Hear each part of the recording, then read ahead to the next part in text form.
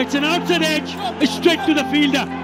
এ যেন জয় নিশ্চিত জেনেও হেরে বসা। মিরপুরের রুদ্ধশ্বাস এক নাটকীয়তায় মাত্র 1 রানে ম্যাচ হেরে গেল বাংলাদেশ।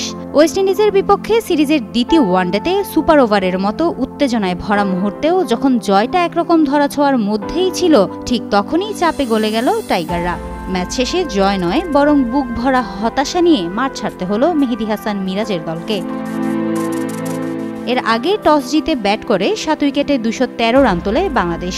ব্যাটারদের দায়িত্বশীল ইনিংস থাকলেও স্কোরবোর্ডে বড় কোনো চাপ তৈরি করতে পারেনি তারা। তবে বোলাররা সেই চাপই ম্যাচে ফিরিয়ে আনেন। ওয়েস্ট ইন্ডিজও নিয়মিত বিরতিতে উইকেট হারাতে থাকে। শেষ ওভারে 7 রান দরকার ছিল তাদের। টান টান উত্তেজনায় ম্যাচ গড়ায় টাইয়ে। সুপার ওভারে আগে ব্যাট করে 1 উইকেট হারিয়ে 10 রান তোলে ক্যারিবীয়রা। লক্ষ্য ছিল 11 রান। প্রথম বলেই ওয়াইড, পরের বলে নো বল সহ বাংলাদেশ পেয়ে যায় 5 রান।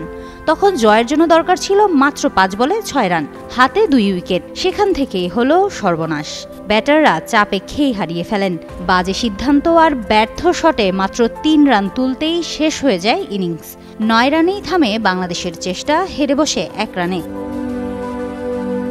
এই হারে 3 ম্যাচের ওয়ানডে সিরিজ এখন 1-1 সমতায়। সবকিছু নির্ভর করছে তৃতীয় ম্যাচে। তবে এত সহজ সুযোগ হাতছাড়া হওয়ায় দেশের ক্রিকেট ভক্তদের মনে রয়ে গেছে চরম আক্ষেপ ও হতাশা। হিমাতুল জান্নাত, যুগান্তর নিউজ।